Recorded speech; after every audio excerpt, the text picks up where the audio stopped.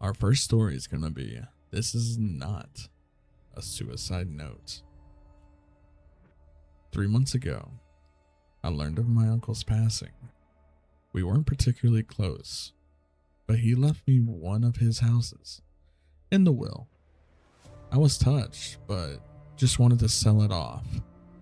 I am only fairly new father of twin girls and didn't need another thing to manage them right now. To speed up the process, I decided to travel across the country to live in the house until a sale was assured.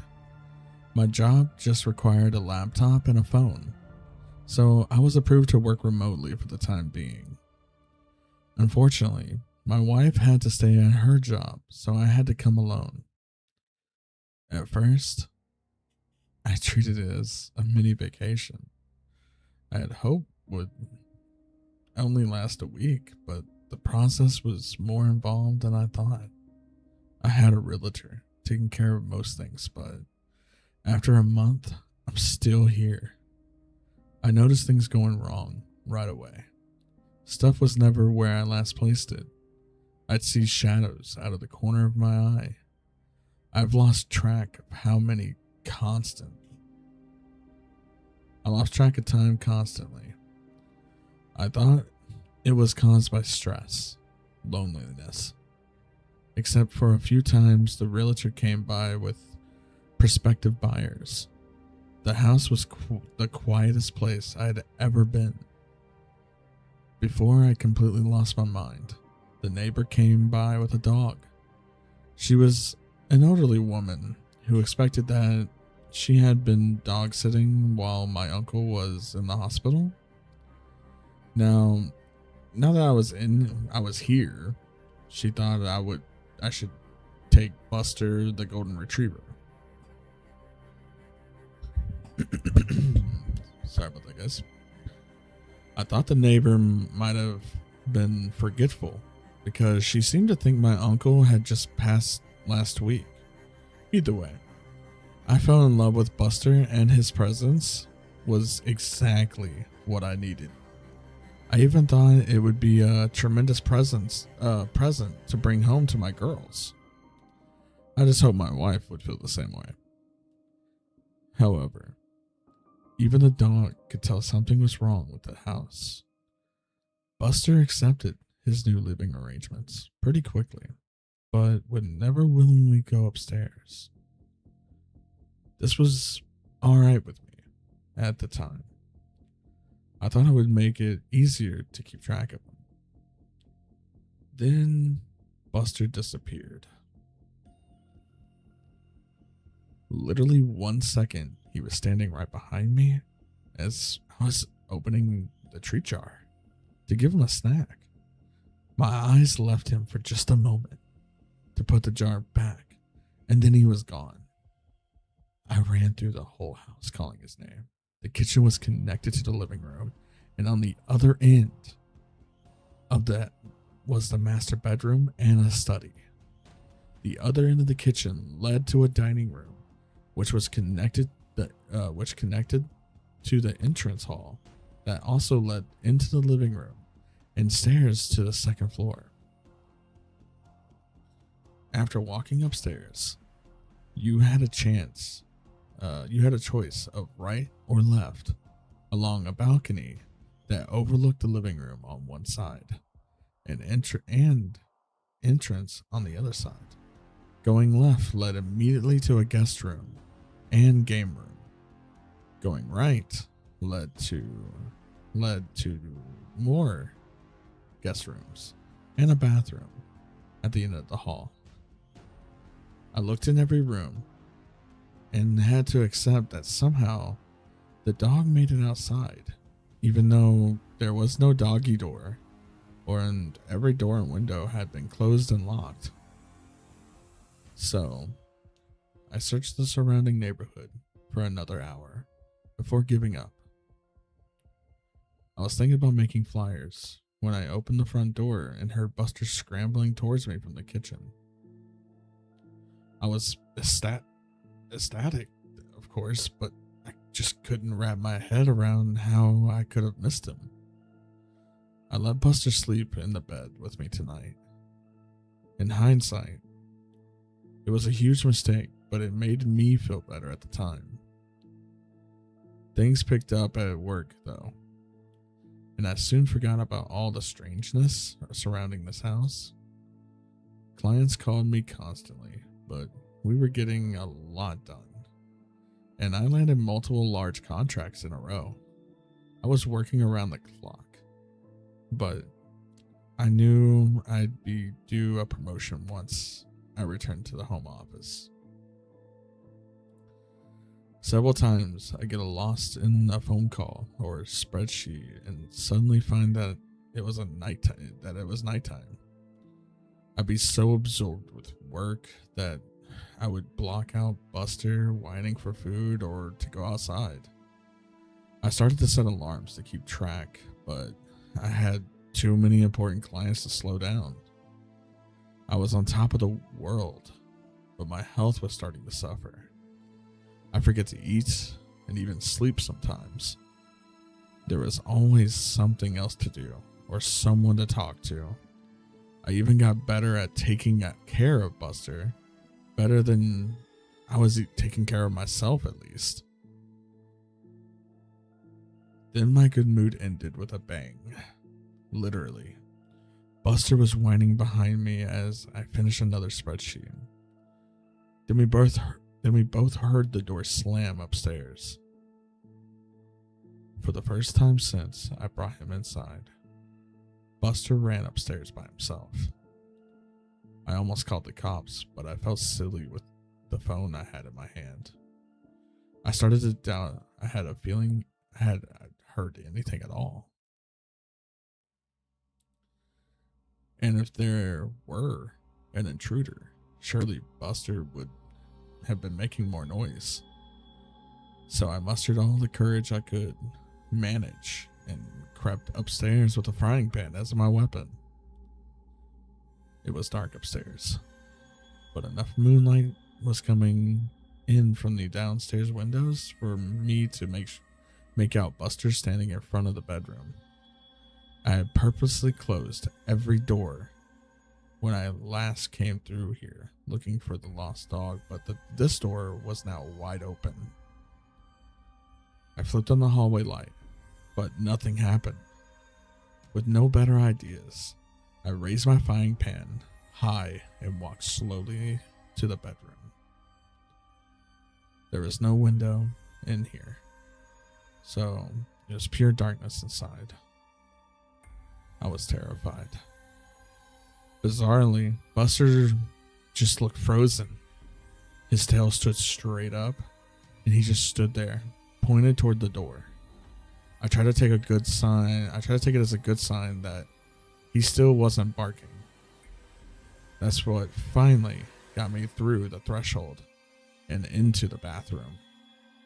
The whole time, my eyes had been getting used to the darkness, and the bathroom was too small for there to have been anyone there without me noticing. I started to relax when I took a step forward into something sticky. I suddenly realized that I had my cell phone in my pocket. I pulled it out and turned it on to cast some light onto the floor. I immediately dropped it at the sight of a bright red liquid that surrounded my feet. I fled to upstairs, and this triggered Buster to follow. This time, I had no trouble calling the police. Thankfully, there was already a patrol car nearby, so 2 officers arrived within a couple of minutes. Their powerful flashlights cut through the darkness like knives, but they soon found nothing was wrong with the upstairs lights. Something did appear to be wrong with my pipes, though, as they called out from above that the puddle was just rusty water. Because of their insistence, I climbed up the stairs again and clearly saw the muddy brown puddle in the bathroom. The banging must have been the pipe from the pipe breaking. Both cops had a laugh at my expense, but were otherwise understanding. They even gave me a number of a good plumber, though. My cell phone was ruined after I dropped and left it in the puddle. I would have to use the one landline in the kitchen from now on. I let them out and promised to call the plumber first thing in the morning. Yet, as exhausted as I was, I couldn't go to sleep over that excitement. So I stayed up to draft some more important documents for my company.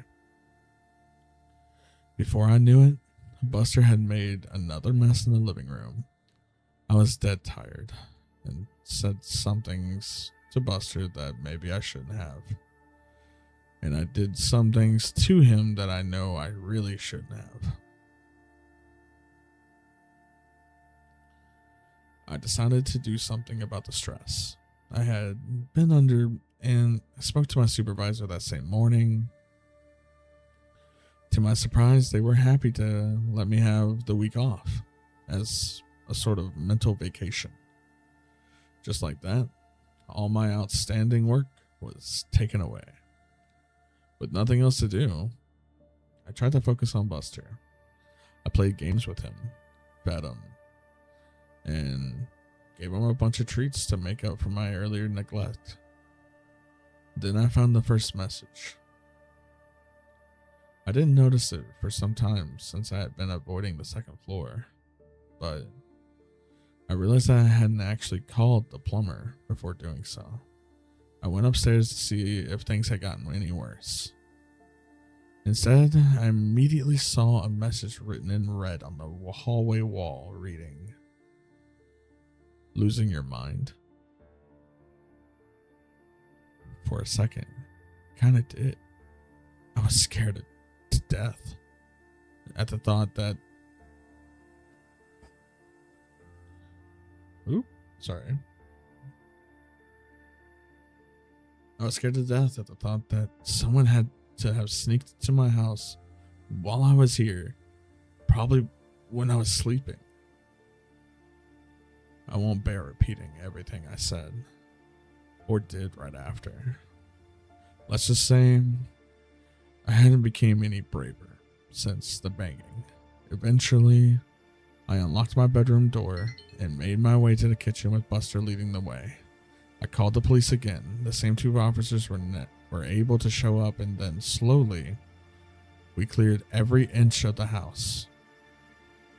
Yet, we found no one. Everything was locked. No sign of forced entry. The police actually took me seriously. Something that bewildered me at the time. And admitted that this isn't the first house in this neighborhood to experience this. There had been series of break-ins where nothing was stolen, but the police officers still offered to have a car sit outside for the night.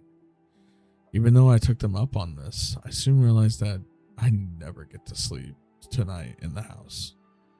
So I called my only friend in town, and really in the whole state, an old college roommate who coincidentally lived 30 minutes away. He offered to pick me up and Buster up in a few hours, so I busied myself with packing up my suitcase. I didn't know how long I would need to, so I pretty much packed everything I had brought with me to the house in the first place. I left my room to pick up some doggy toys when my friend called to say he was waiting outside. I decided to hang up the phone and meet him immediately. I needed the human company, and he could help me move my stuff. But the driveway was empty. There was no friend, no car. I called him back immediately, and he insisted he was outside. I listened to him get out of his car and walk up to the front door. He knocked, and I could hear the door open and an elderly woman greet him. My friend asked for my name and mentioned my uncle. The woman said she had never heard of either of us. After thanking her, my friend left and asked me if I had gotten all that. I told him I must have given him the wrong address. He rattled off the correct one and confirmed he was there. After asking him to wait and I left the house again, I walked out to the street and looked back at the numbers written on the curb and on the mailbox. Only there weren't any numbers. Just a message. Losing your mind. On the curb written in red. The temptation to leave right away was great. I could start walking and never stop. But I had to get my stuff, and more importantly, Buster. So I had to enter the house one last time. When I came back to the room, my suitcase was empty. Everything I had just spent the last hour packing up was back in its proper place. Despite how impossible this is, I focused on only one goal. We needed to leave. I put a leash on Buster and was shocked to see how haggard he was. I resolved to make it up to him when this was all over. I tried to leave out the front door like nothing was wrong, but I couldn't open it. The knob turned freely, but the deadbolt wouldn't slide back. I was really scared now, but Buster's presence helped. I knelt down to give him a hug, and he gave me an idea while looking at my face. Whatever was happening, it sure wasn't the result of a maniac hiding in the house. Still, I didn't know what forces were actually opposing me, so I walked to the backyard and said loudly, "Well, Buster, time for a walk." The glass door slid open easily. Buster bounded out happily. I guess it had been a long time since I let him outside. I followed more attentively, and for the first time examined the backyard closely. There was an iron fence surrounding the yard, with another space between the bars that Buster could slip through. And then I saw it. A tree that grew too close to the fence and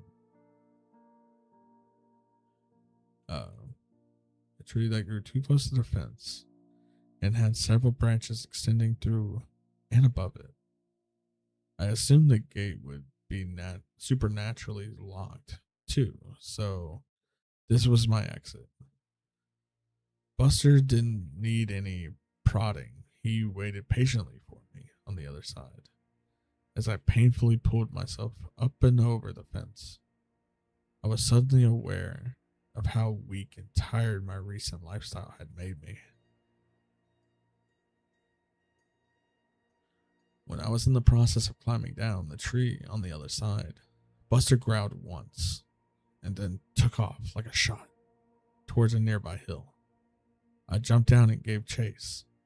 He disappeared over the top and I scrambled to keep up on the surprisingly steep surface. Luckily, I found where someone had laid some stone bricks into the side for an easier way up. It was still steep enough that I had to focus on my feet placement correctly to keep from sliding, so I looked down when my next reach up resulted in my hand grabbing carpet. Confused, I looked up to see the second floor landing. I looked down to see the rest of the stairs that led to the entrance hall and living room of the house. Buster was nowhere to be found. Demoralized and dead tired, I crawled the final steps and just sat on the landing for a while, occasionally calling for Buster. Eventually, the kitchen phone rang.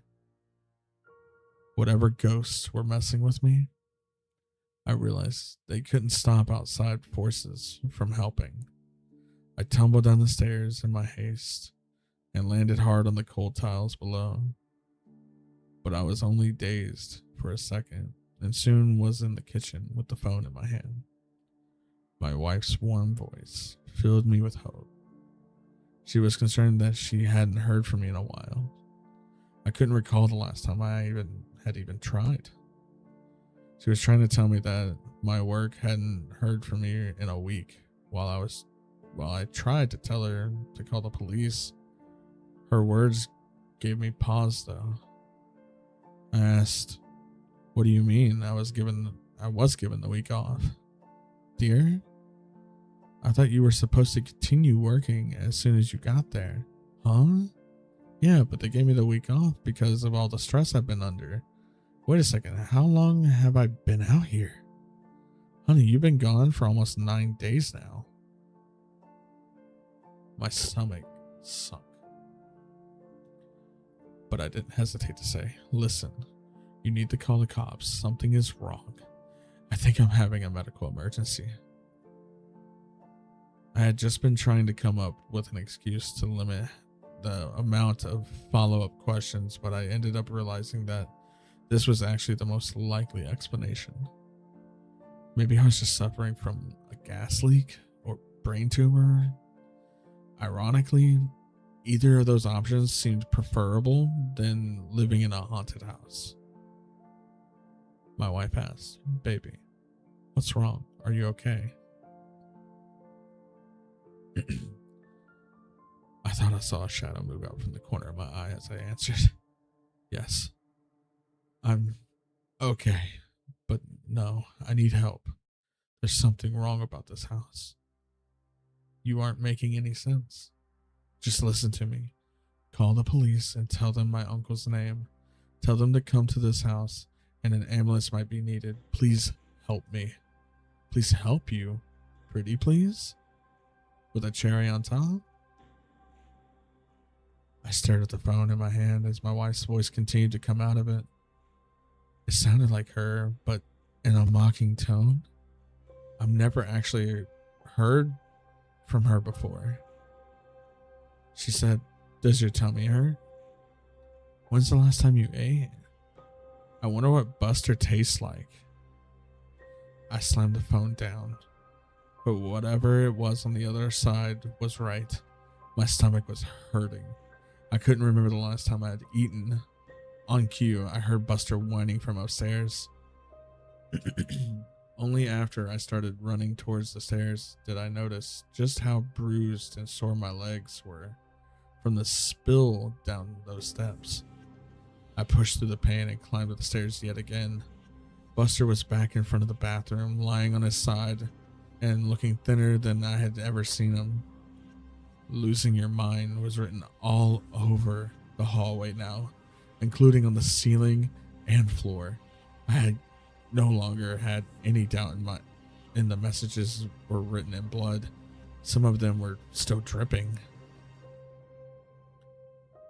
I walked over and picked up Buster while a banging started at the front door.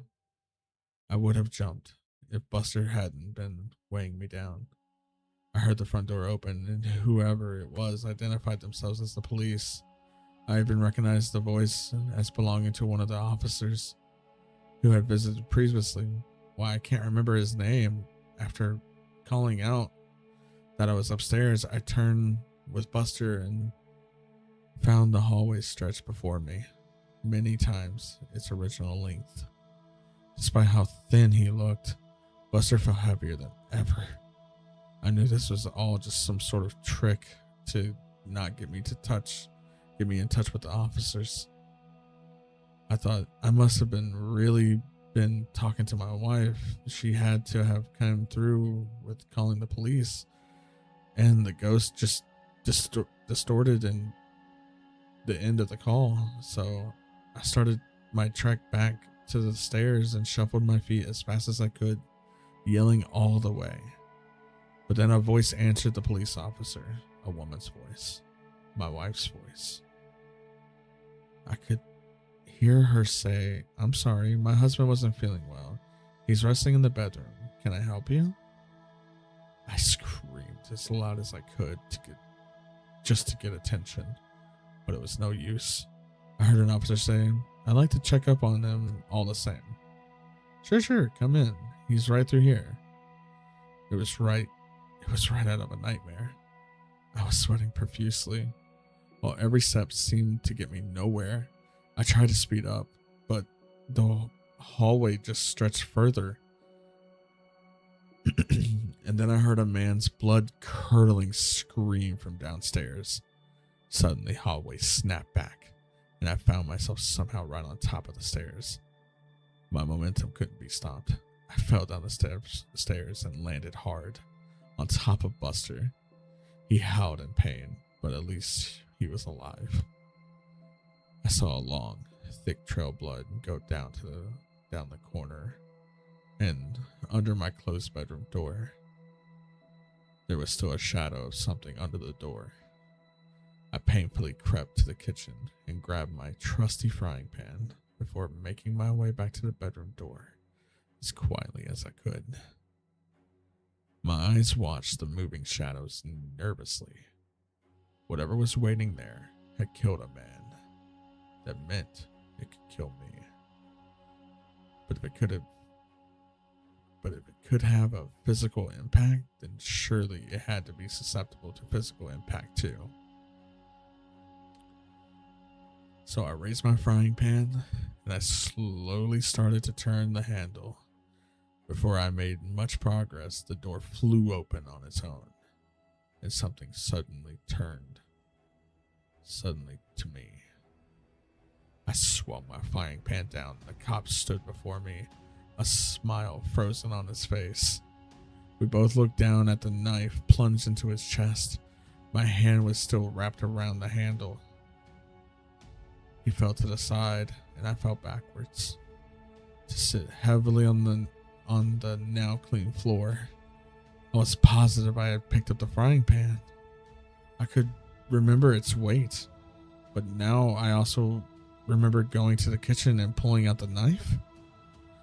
I seriously wonder if I was losing my mind. I looked down to find if I had the knife in my hand again. I dropped it at once and crawled back to check on Buster. He wasn't moving. I put my head on his flank and was devastated to feel he was still warm, but not breathing. I didn't know what to do, so I did nothing. I did nothing for a long time. I was lethargic, but somehow made it to the couch in the living room. I waited there until nightfall and then slept on the couch. When I woke up, I waited some more. I wasn't sure what I was waiting for, but nothing horrible was happening to me while I waited. I wasn't in a hurry to change that. But the bodies of Buster and the cop were still there. I needed to do something. My stomach rumbled as I finally got off the couch. There was another problem with just staying put. First things first, I found a shovel in the outdoor closet attached to the backyard porch. Digging the hole was exhausting, so I settled for just burying Buster now. I planned on getting to the cop after finding something to eat. I picked up Buster and carried him outside. His fur was still so warm. It was hard to believe he was gone, but there was no life behind his big brown eyes. I gently laid him down in the hole and got to work. Sometime later, I wandered into the kitchen and raided the pantry. The house was quiet, apart from my efforts. Whenever I stopped moving, the silence was complete. I wonder if the ghost had just been trying to make me a murderer after all. Now that their goal had been met, maybe they just would leave me alone for a while. Just in time because I was starving. And I didn't need any more distractions. I opened a box of cereal and had a handful up to my lips when I paused.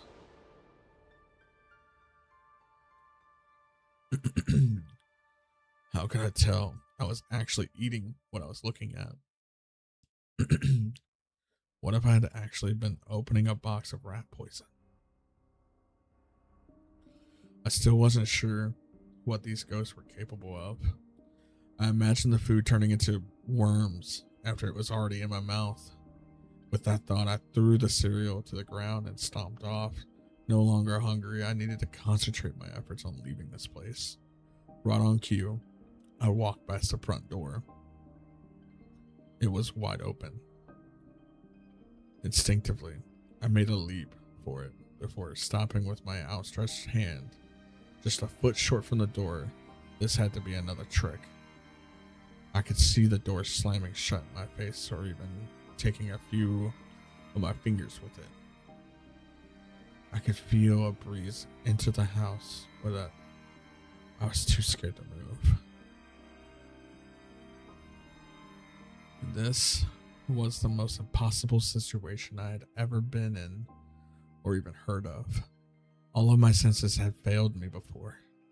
However, my need for freedom eventually caused my feet to move. Upon slowly exiting the house, I saw the cop car just sitting in my driveway. The door was unlocked and the keys were sitting on the front seat. My mind went wild trying to explain the situation. Maybe the cop was secretly a murderer and had killed previous owners of this house. Maybe his sacrifice helped them move on. I couldn't think of any other explanation for my good luck at the time. So I just pushed my misgivings down and got in. I drove out of the neighborhood without incident, but I had new problems. I was in an unfamiliar city, driving a cop car with no money or other belongings on me. And I had no idea what to do next. So I kept driving. It felt good to be free of that house. It felt good to see the sun, so I kept driving. On and on. Oh, welcome home.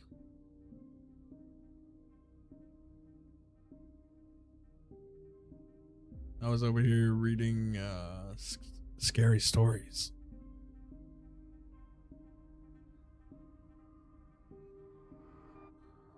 How much longer is this thing? Golly, it's long. Oh my god. Well, you can't. Well, just to catch you up right now is the so the guy has got a house that he inherited from his dead father or whatever, and he's trying to sell it. But when he's there,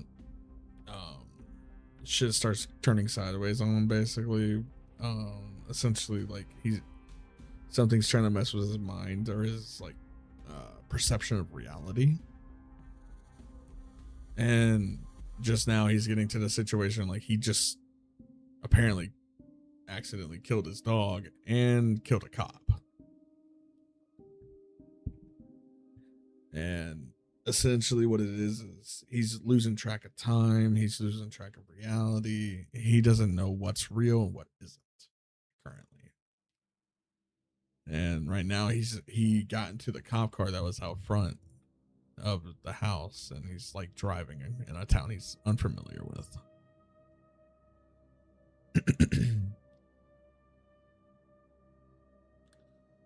All right, so to continue on, so I kept driving. It felt good to be free of that house. It felt good to see the sun. So I kept driving, on and on. Left turn, right turn, left turn, right turn. No idea where I'm going. And then I realized I hadn't seen any other cars on the road for some time. Where was everyone? Where was I? The seeking feeling happened again. In the pit of my stomach, but also around my whole body. I sunk back into the car seat and didn't realize I was sitting in the armchair back in the living room of my uncle's house.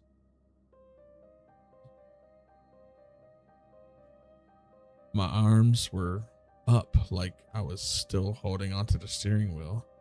I started to cry, with frustration as I stood up and screamed. How long had I been sitting there with a stupid grin, moving my arms up and down like a madman? I turned around and saw my work laptop on the dining room table.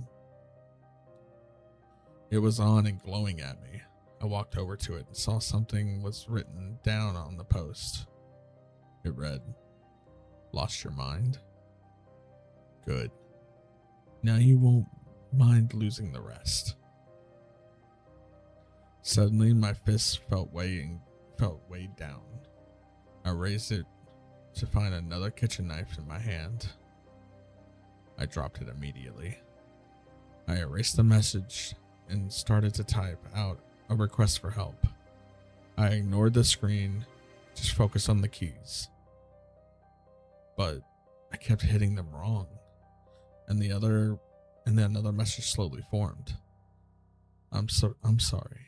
I've disappointed you all. For the last time. Goodbye. I could have screamed again, but I noticed something had changed. I wasn't in the dining room anymore. I was in the study. I kept writing and writing and writing, and my own words started to come out. I have sent out emails requesting help. I've posted on the local police department's Facebook for assistance, and I've just tried to keep writing no matter what. This is my latest attempt to keep my sanity. Whenever I've tried to take a break, I find myself a new room with new horrors descending on me. Once I opened the study door out to a hellish landscape and almost stepped out into lava. I wasn't sure if it was all an illusion, but I didn't even want to have a vision of my feet burning, so I just closed the door and resumed writing. I'm not even sure this is all because of ghosts. Let me get a drink. Ugh.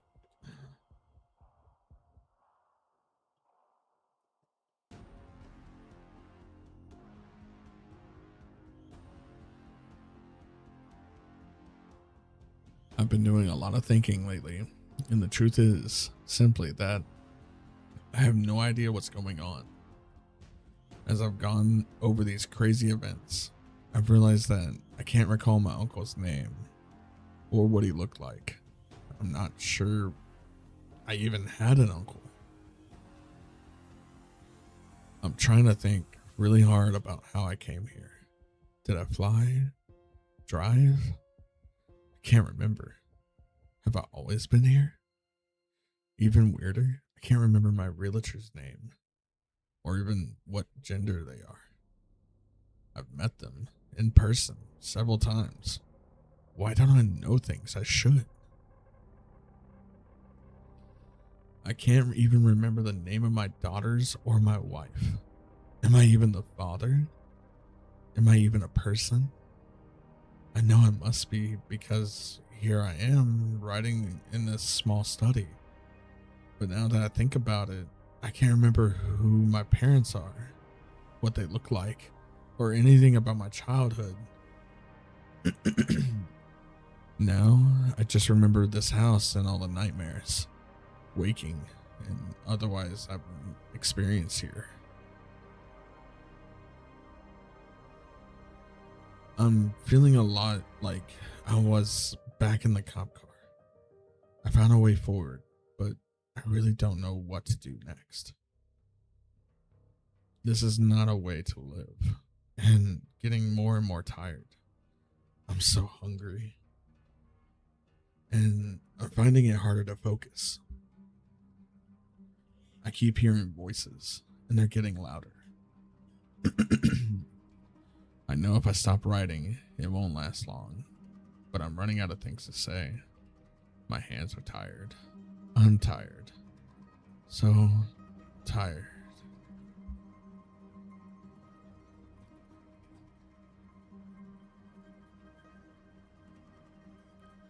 The quick brown fox jumped over the lazy dogs. I need to keep writing, but I don't know what to write in. I don't know what to say anymore. What's my name? I don't know. I'll die if I stop writing. I'll die if I stop writing. The quick grumped over the lazy dogs. Buster, I miss Buster. I wish I could pet him one last time. But was he ever real? Is anything?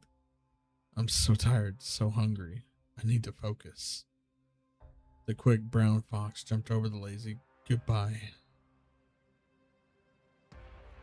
The quick brown, I'm sorry, jumped over, pointed. You lazy dogs, goodbye. I'm quick, I've jumped.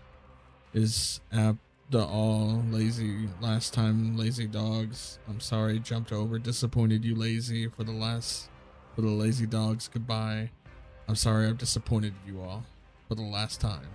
Goodbye.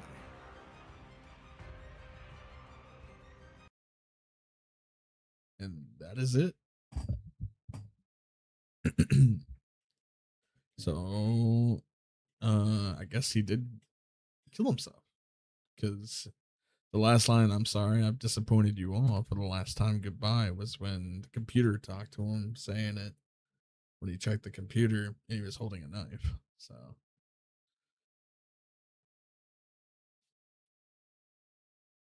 woo, fun, fun.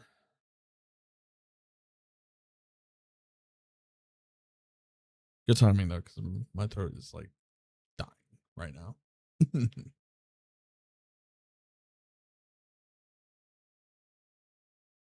All right. That is it.